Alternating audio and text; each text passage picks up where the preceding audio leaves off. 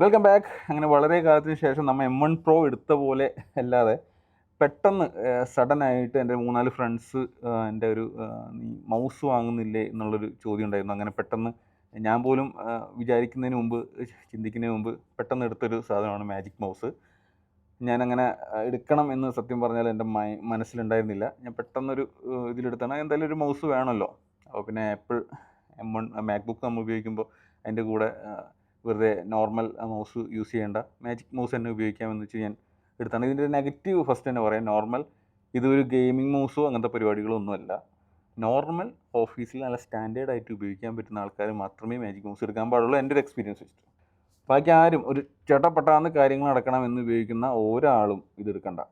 സാധാ ഞാനിപ്പോൾ ഒരു 10 വർഷത്തോളം 15 വർഷത്തോളമായി ഞാൻ കമ്പ്യൂട്ടർ സ്ഥിരമായിട്ട് ഉപയോഗിക്കുന്നു, വിൻഡോസ്. പലതരം മൗസുകൾ ഞാൻ ഉപയോഗിച്ചിട്ടുണ്ട്, ഗെയിമിംഗ് മൗസ് അടക്കം. പക്ഷേ ഈ മൗസ് വിചാരിക്കുന്ന പോലെ സ്പീഡിൽ കാര്യങ്ങൾ നടക്കില്ല. നമുക്ക് ഞാൻ അതിൻ്റെ ട്രാക്കിംഗ് സ്പീഡും കാര്യങ്ങളൊക്കെ കൂട്ടിയിട്ട് നോക്കി, പക്ഷേ നടക്കില്ല. അത് മാത്രമല്ല, നമ്മുടെ സാധാ മൗസ് നമുക്ക് നമ്മുടെ ടേബിളിൻ്റെ മുകളിൽ വെച്ചിട്ട് സ്പീഡിൽ ഇങ്ങനെ ചെയ്യാൻ പറ്റും. പക്ഷേ ഇതങ്ങനെ മൂവ് ആകാൻ പറ്റില്ല. ഞാൻ അങ്ങനെ മൗസ് പാഡ് വാങ്ങിച്ചു.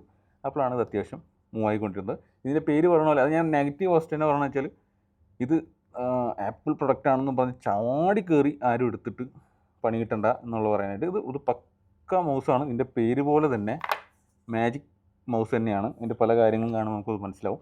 പക്ഷേ നമ്മൾ സാധാ മൗസ് നടക്കുന്ന പോലെ എടുത്തോ പിടിച്ചൊന്നും പറഞ്ഞ കാര്യങ്ങളൊന്നും ഇതിൽ നടക്കില്ല.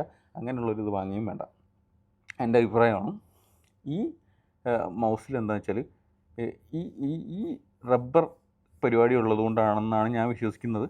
നമുക്ക് ഈസിലി മൂവബിൾ അല്ല, നമുക്ക് പെട്ടെന്ന് മൂവ് ആവുന്നില്ല. ഇനി വേറെ എന്തെങ്കിലും പരിപാടിയിലുണ്ടോ എന്ന് എനിക്ക് സത്യം പറഞ്ഞാൽ അറിയില്ല. ഞാൻ മാക്സിമം ഇതിൻ്റെ സ്പീഡും കാര്യങ്ങളൊക്കെ കൂട്ടിയിട്ടു. എന്നാലും ഞാൻ സാധാ മൗസ് ഉപയോഗിക്കുന്ന പോലൊരു സ്പീഡോ ആക്യുറസിയോ എനിക്കിതിൽ കിട്ടുന്നില്ല. ആക്യുറസി കിട്ടുന്നുണ്ട്, പക്ഷേ സ്പീഡ് കൂട്ടുമ്പോൾ ആക്യുറസി കിട്ടുന്നില്ല.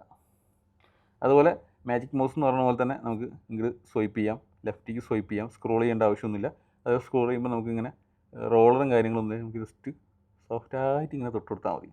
പിന്നെ നോർമൽ റൈറ്റ് ക്ലിക്കും ലെഫ്റ്റ് ക്ലിക്കും കാര്യങ്ങളൊക്കെ അതുപോലെ തന്നെയാണ്. ബാക്കി സ്ക്രോൾ ചെയ്യലും പേജ് മറിക്കലൊക്കെ വളരെ സിമ്പിളും പരിപാടി തന്നെയാണ്. പക്ഷേ ഞാൻ ഇത് സ്പീഡിൻ്റെ കാര്യത്തിൽ ഞാൻ വളരെ ഡിസപ്പോയിൻറ്റഡ് ആണ്. അത്യാവശ്യം സ്പീഡ് ഞാൻ സ്പീഡ് ഒട്ടും കുറവാണെന്ന് ചോദിച്ചാൽ എൻ്റെ സ്പീഡൊക്കെ കൂട്ടിയിട്ടപ്പോൾ അത്യാവശ്യം സ്പീഡൊക്കെ കിട്ടുന്നുണ്ട്. പക്ഷേ ഒട്ടും ഫ്രണ്ട്ലി ആയിട്ട് എനിക്ക് തോന്നിയില്ല. ബട്ട് ഒരു സ്റ്റാൻഡേർഡ് മൗസ് ഉപയോഗിക്കുന്ന ആൾക്ക് സൂപ്പറാണ്.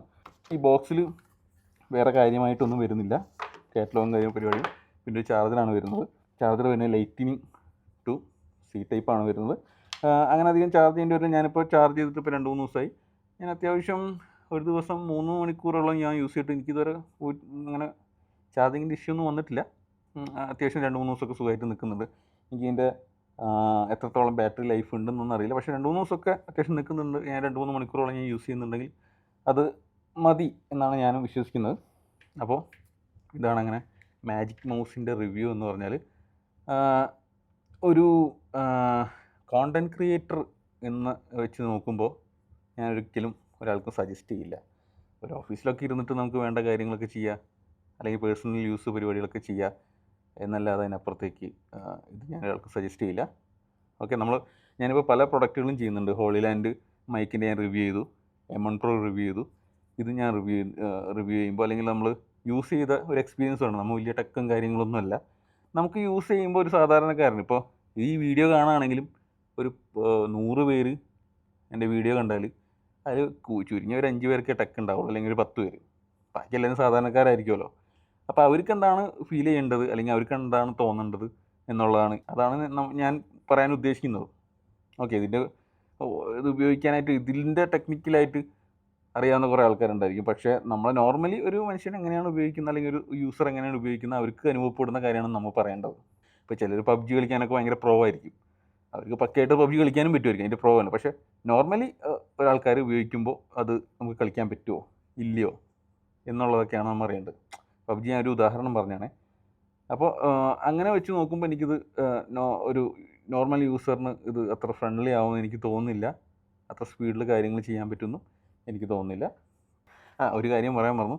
നിങ്ങൾ ഈ വീഡിയോ കാണുന്നുണ്ടെങ്കിൽ സബ്സ്ക്രൈബ് ചെയ്യാത്തവരാണെങ്കിൽ തീർച്ചയായും സബ്സ്ക്രൈബ് ചെയ്യുക.